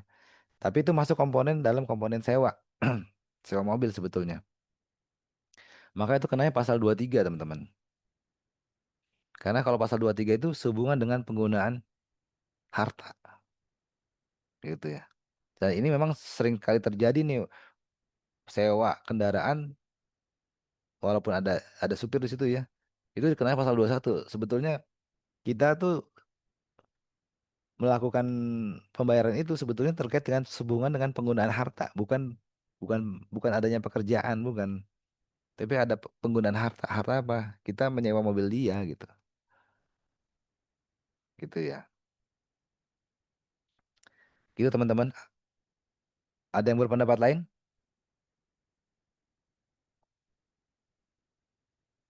Halo? Maaf Pak, saya mau nanya, itu kalau misalnya dia sewa tapi bukan perusahaan, orang pribadi, tetap dia PPh tiga berarti ya? Iya, kalau misalnya oh kalau dia sehubungan dengan pekerjaan jasa kegiatan itu pasal 21. Tapi kalau sehubungan dengan penggunaan harta maka dia pasal 23. Maka nanti ketika kita melakukan penyewaan mobil tapi dan dia termasuk supirnya, ongkos supirnya, maka dia dikenakan pasal 23. Gitu ya. Walaupun dia orang pribadi, tetap 23. Iya, Oh. betul. Maksud saya kalau orang pribadi itu pasal 21 adalah PPh Pak, PPh yang dipotong sehubungan dengan pekerjaan jasa kegiatan yang diterima oleh orang pribadi. Sedangkan kalau konteksnya sewa mobil, ya, walaupun yang terima orang pribadi, tapi dia sehubungan dengan penggunaan harta nih. Nanti kita bicara di pasal 23 ya. Nanti kita lebih perjelas di pasal 23-nya. Karena pasal 23 itu adalah penggunaan harta. Selain yang telah dipotong pasal 21. Kalau pasal 21 itu terkait dengan pekerjaan, kegiatan, jasa. Sementara kita membayar supir itu sebetulnya bukan semata-mata membayar supir, tapi kita membayar sewa kendaraan yang di atasnya itu udah include dengan yang di harganya termasuk juga dengan apa namanya supirnya gitu. Kita bayarnya sewa plus supir kan biasanya begitu kan. Nanti yang pemilik dari mobil itu ya dia dapat putih potongnya pasal 23 gitu, bukan pasal 21. Itu sering terjadi memang. Oh, sementara yang punya yang penerima penghasilan itu adalah orang pribadi, jadi dipotongnya pasal 21 gitu. Nggak gitu ya. Silakan, ada yang lagi? Oh, Pak, jadi kalau misalkan mobilnya itu punya Bapak, tapi Ah, saya hanya menyopirin gitu misalkan, tapi dapat upah, itu baru pasal ah, 21 gitu Pak ya? saya saya pemilik mobil. Berarti kan ada beberapa pihak nih. Saya pemilik mobil. Mm-mm, Saya punya karyawan yang tugasnya sebagai supir, gitu ya. mm-mm, Saya pemilik otobus lah, mau bis ya, punya pemilik bis ya. Bis itu dipakai pariwisata, ya kan? Untuk di situ juga ada supir. Saya punya karyawan supir ya.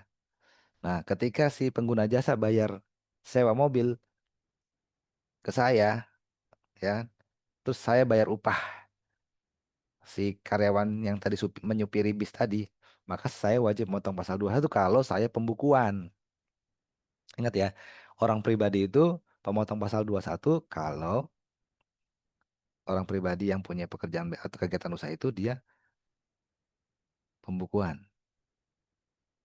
gitu ya, bukan pencatatan, gitu. Karena dia orang pribadi yang melakukan kegiatan usaha atau pekerjaan bebas yang apa namanya melakukan pembukuan, gitu. Tapi kalau tidak melakukan pembukuan dia tidak tidak wajib memotong pasal 21 ya. Ya, gitu ya. Ada lagi? baik Pak. Terima kasih pertanyaannya. Ya, jadi memang 21 itu kita kunci adalah karena hubungan dengan pekerjaan, kegiatan, dan jasa. Tapi kalau 23 itu ada pembayaran bunga, royalti, penggunaan harta. Nah, penggunaan harta ini udah diatur khusus di pasal 23 nih. Itu. Jadi dia harus beda objek tuh, bukan objek pasal 21 tapi pajak pajak 23 gitu. Karena tarifnya pun nanti akan menjadi kalau dia pasal 21 kenanya tarif berlapis tuh, ya kan? Tarif berlapis. Tapi kalau dia kena 23 hanya 2%. Hmm. Gitu ya. Baik, sekarang coba kita share lagi. Maaf Pak, saya mau nanya lagi Ya, sekali. silakan, silakan. Eh, Kalau misalnya jasa pengacara gitu, kalau dia itu yang nerima penghasilannya orang pribadi kan kita PPh 21. Mm-mm, mm-mm. Nah, kalau misalnya kita bayarnya itu si pengacara tuh kayak ada perusahaannya. Kita Iya, bayarnya iya. ke PT-nya dia. Itu tetap kita 21 atau 23? Nah, gini ya. Sekali lagi ya. Pasal 21 itu apa? Kak siapa tadi? Kak Putu ya? Ya, Kak Putu. Jadi, jasa. ya, terima kasih pertanyaannya bagus banget nih. Kalau misalnya ya pengacara, oke ya. Pengacaranya itu ternyata yang melakukan penyerahannya itu make benderanya bendera badan hukum ya, kayak firma misalnya gitu kan. Ada firma hukum gitu ya, Kak ya. Nah, kalau firma hukum bagaimana?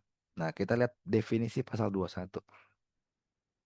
Pasal 21 adalah pajak yang dikenakan ya, yang harus dipotong oleh pemberi kerja atas apa? Atas penghasilan yang diterima oleh orang pribadi sehubungan dengan apa? Sehubungan dengan pekerjaan, jasa dan kegiatan. Ya. Sementara pasal 23 mengatur ya ada kata-katanya selain yang telah dikenakan pemotongan pasal 21. Kalau pasal 21 kan atas orang pribadi pasti ya. Berarti kan kalau bukan orang pribadi bagaimana? Badan kan? Maka badan katanya pasal 23 gitu. Nanti kita bahas di pasal 23 itu ada kata-kata selain penghasilan yang telah dikenakan PPh pasal 21. Ketika yang menerima badan, maka dia pasal 21 kan OP nih. Kalau dia bukan orang pribadi, maka dia kenanya pasal 23. Seperti itu, Kak Putu. Baik Pak, makasih. Terima kasih pertanyaannya. Bagus. Ada lagi teman-teman? Pengacara, akuntan. Ya, kalau kita misalnya endorse gitu ya, endorse produk ya, produk kita pakai Telegram gitu ya, yang followernya udah banyak, TikTokers yang followernya udah banyak ya. Itu pasal 21 dengan tarif apa tuh? Tarifnya tarif apa tuh? Ada yang bisa jawab nggak teman-teman?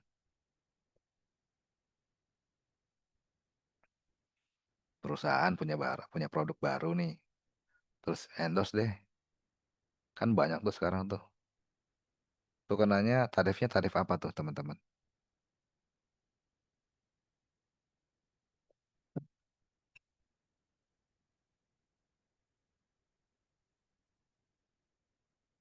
Tarifnya tarif apa? Per harian Pak ya? Per harian. Per harian itu kan kalau pegawai tidak tetap ya. Pegawai tidak tetap itu yang bekerja berdasarkan jumlah hari atau jumlah produksi ya. Nah, kalau ini kita lihat dari subjeknya. Kalau dia subjeknya itu masuk ke dalam bukan pegawai. Bukan pegawai itu adalah penerima penghasilan selain pegawai tetap dan selain pegawai tidak tetap. Kalau bukan pegawai berarti tarifnya tarif apa tuh?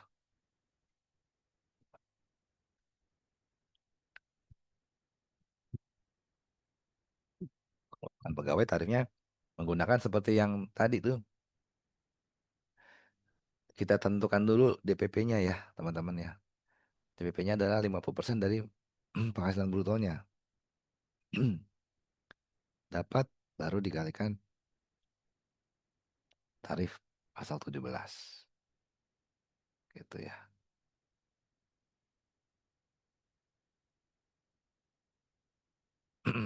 Oke.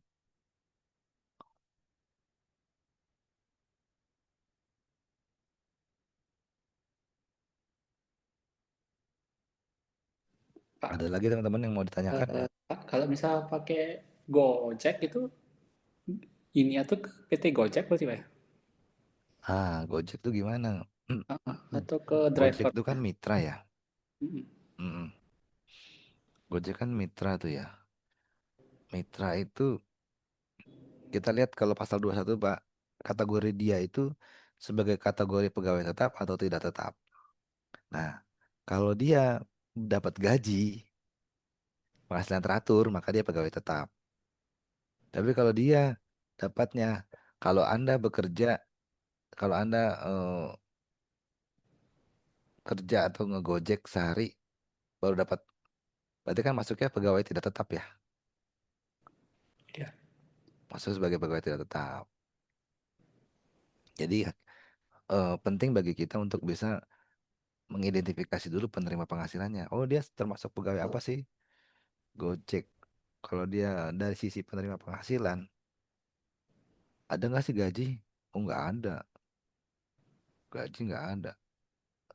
Pokoknya kalau dia nggak kerja ya nggak dapat duit. Kalau dia nggak ngegojek, nggak jalan ya nggak dapat duit. Oh, berarti dia pegawai tidak tetap, gitu ya. Nah, kalau pegawai tidak tetap tuh berlaku tadi tuh tarifnya harian. Oh, dia dapatnya kalau dia sehari dapatnya eh, di bawah 450.000 gitu ya. Tapi tidak melebihi 2,5 juta gitu ya. Tarif TR-nya kalau dia di bawah 450.000 masih 0%. Kalau di atas 450.000 dia kena 0,5% gitu ya. Sampai dengan 2,5 juta tuh. Jadi tarifnya TR gitu ya. Tarif TR-nya ya tentunya kalau bisa diuangkan harian ya dapatnya harian, tarif TR harian. Gitu ya kira-kira ya teman-teman ya. Oke. Ya, Jadi Kak, Pak, kalau misalkan ya. perusahaan eh, pakai GoSend untuk ngirim dokumen, nah di pembukuannya perusahaan itu jadinya Kalau perusahaan pakai GoSend, ya ngirim dokumen gitu. iya, kita kan bayarnya sebetulnya ke aplikasi ya Pak ya. Mm-mm. Ya enggak ya? Iya, Aplikasi. pasti. Nah, aplikasi GoSend ini ada ketentuan gitu ya. Kita kan pakai aplikasi. Kalau di ketentuan di tentang PMK tentang marketplace, PMK 37 tahun 2025 itu tentang marketplace gitu ya. Maka pembayaran yang kita bayarkan kepada Gojek itu eh, tidak dilakukan potongan pasal 23 gitu ya. Karena kita ngambilnya dari aplikasi atau marketplace gitu ya. Kita nggak motong pasal 23-nya, Pak. Atau pasal 21. Karena sebetulnya kan jasa pengiriman ya. Jasa Iya. pengiriman. Jasa pengiriman dokumen sebetulnya. Kan kalau di pasal 23 itu nanti kita belajar ekspedisi ya, jasa ekspedisi ya. Nah, itu kalau di MK 37 tentang marketplace, nah itu diatur tuh. Tidak dilakukan pemotongan pasal 23. Karena kita ngambilnya dari situ.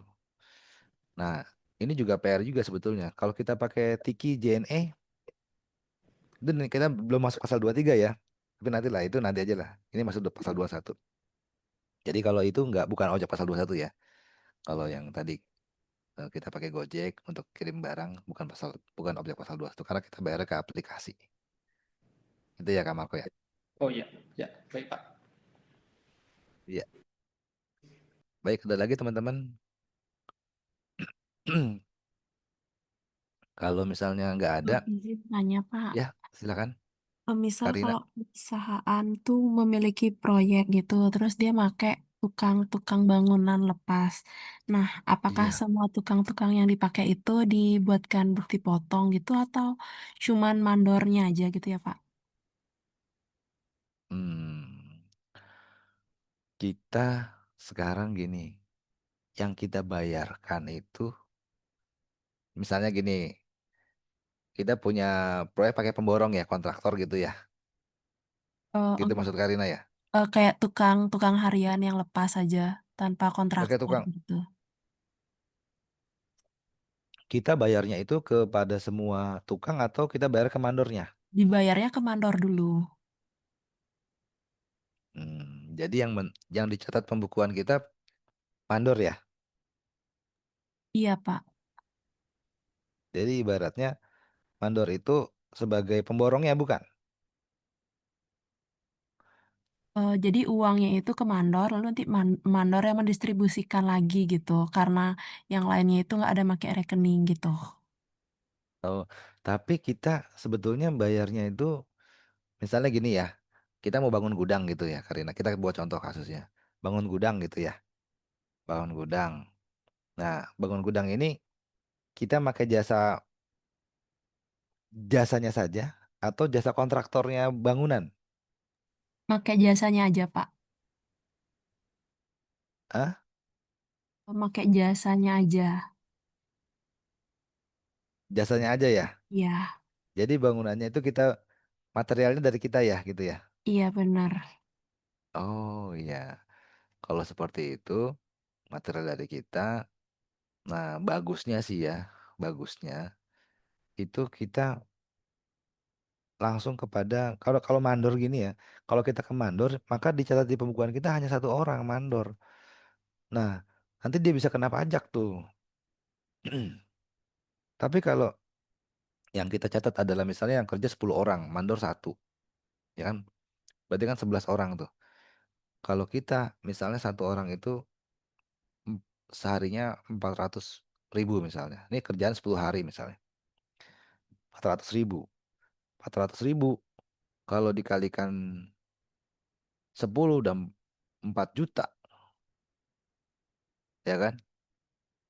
4 juta udah kena tarif ternya lapisan, udah tarif pasal 17 tuh.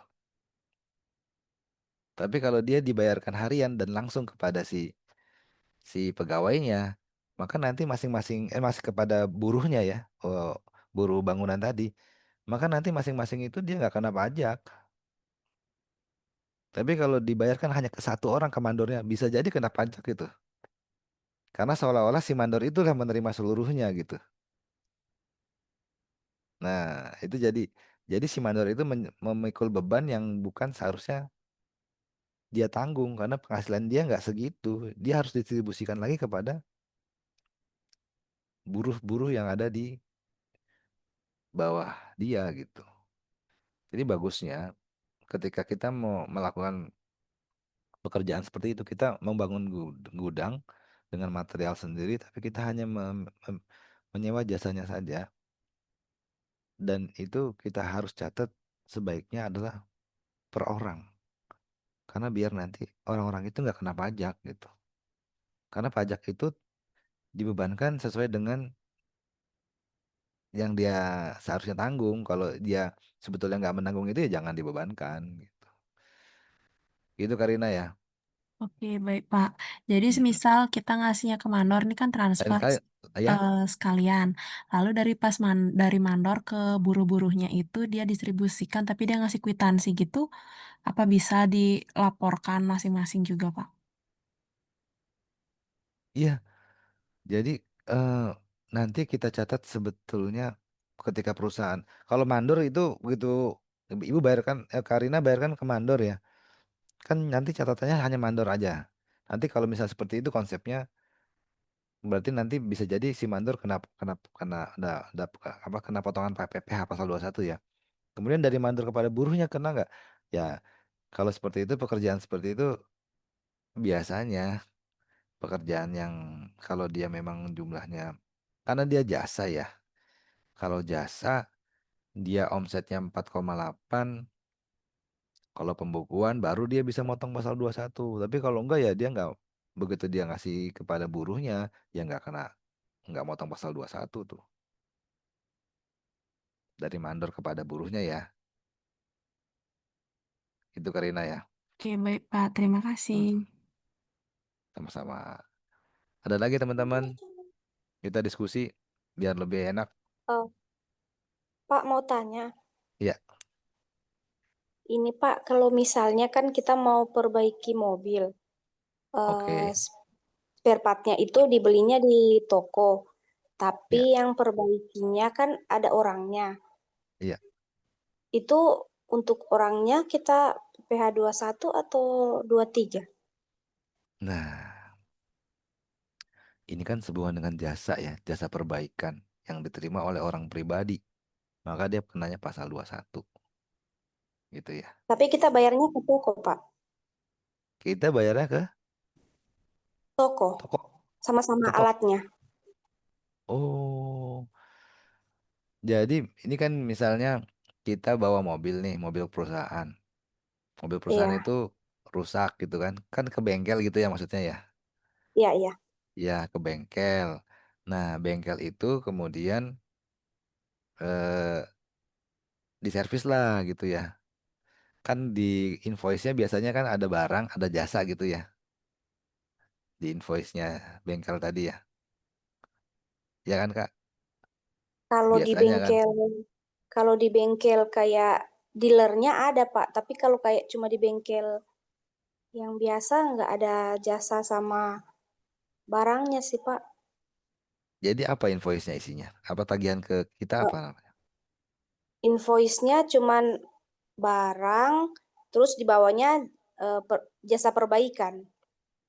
Ada kan? Ada breakdown-nya, ada pemisahan gitu ya. Ada barang, Iya, iya ada. Ada, Pak. ada jasa. Iya. Maka yang kita kenakan adalah jasanya saja. Terus kalau dia di situ dilihat invoice-nya itu ada NPWP-nya. Kalau dia orang pribadi, bengkelnya itu dia ngasih NPWP orang pribadi, maka dia kita potong pasal 21.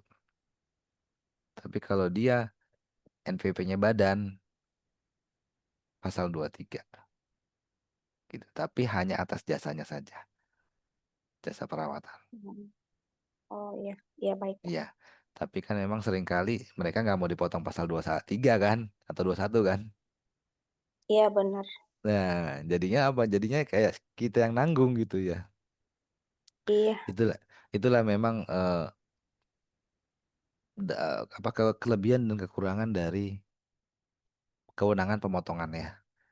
Ketika kita berhadapan dengan orang-orang yang memang sudah biasa dengan mekanisme pemotongan pemungutan PPh, maka dia, oh ya udah, nanti toh bukti potongnya bisa saya kreditkan di SPT tahunan PPh Badan bagi pihak yang dipotong. Tapi kalau kita bicara di bengkel-bengkel yang awam, yang ini ya sulit juga. Kita memotong gimana memotongnya, gitu ya. Itu Iya yang Pak. memang menyulitkan. Sama kadang kalau misalkan vendor tuh nggak mau dia ngasih NPWP, KTP itu kita gimana Pak ya? Administrasi pajak itu. Nah, Kayak untuk dia yang kekeh nggak mau untuk ngasih yang NPWP gitu, KTP. nah itu memang Pak, itu salah satu PR ya. Karena sekarang di Cortex itu Pak, ketika kita ingin menginput pemotongan pasal 21 pegawai tidak tetap ya, itu dia minta NPWP. Kalau nggak ada NPWP, nah itu susah tuh. Kalau pegawai tetap dia ada NPWP sementara. Nah, saya nggak tahu nih di bukti potong yang pegawai tidak tetap apakah ada NPWP sementara. Setahu saya nggak ada sih NPWP sementara. Yang ada itu pegawai tetap aja itu NPWP sementara. Jadi menyulitkan bagi pihak pemotong untuk bisa dipotong pasal 21-nya. Itu kalau dia nggak punya NPWP. Jadi bagusnya sih kita berhadapan ya walaupun agak nggak bisa secara bisnis ya. Masa kita mau berbisnis dengan orang yang patuh pajak aja kan enggak. Karena di bisnis tuh kita bertemu dengan berbagai macam tipikal apa namanya lawan transaksi ya. Ada yang paham perpajakan, ada yang enggak. Ketika dia berhadapan, kita berhadapan dengan yang tidak paham perpajakan ya agak sulit memang. Ya, karena seolah-olah pemotong itu dipaksa di konteks ini Pak ya, di konteks ya. Dipaksa berhadapan mencari lawan transaksi yang memang punya NPWP lah gitu. Karena kalau nggak punya NPWP kita sulit untuk memotong PPh. Gitu kira-kira Kak. Karena di Cortex kalau nggak ada NPWP atau nggak ada NIK, minimal NIK ya. NIK-nya ada, ya bisa tuh. Tapi kalau NIK-nya nggak ada, itu repot. Gitu.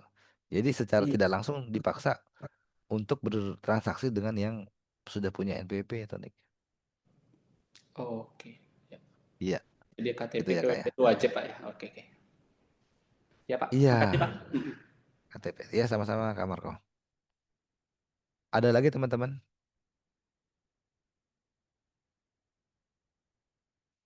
Oke. Kalau nggak ada, kita cukupkan sampai di sini dulu ya, kira-kira ya, mungkin ya. Kita masih bisa ketemu nanti di hari Rabu ya. Hari Rabu, nanti kita lanjutkan lagi sesi berikutnya.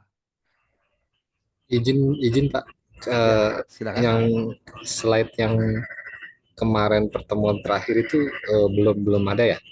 Yang kemarin itu tentang ada PPH dua dua ya kemarin ya, yang berapa hari yang lalu Jumat ya. Iya, maaf, tolong diulang Pak. Slide yang pertemuan terakhir itu kemarin kan sempat ada yang di share slide-nya itu belum ada ya Pak, yang slide PPT-nya itu. PPT-nya belum saya share Pak. Ini ya, materi saya ini saya share nanti di akhir Pak. Oh gitu, Yang ini ya. Enggak. Iya, di akhir. Baik, ada lagi pertanyaan? Oke, kalau nggak ada pertanyaan, kita tutup untuk sesi kita malam ini ya. Sampai kita ketemu lagi di sesi berikutnya. Assalamualaikum warahmatullahi wabarakatuh. Om Santi Santi Om. Selamat malam teman-teman. Selamat beristirahat. Terima kasih Pak. Terima kasih. Terima kasih, Pak. Ya. Terima kasih. Selamat malam. Terima kasih Pak. Terima kasih Kak. Ya, terima kasih. Selamat malam.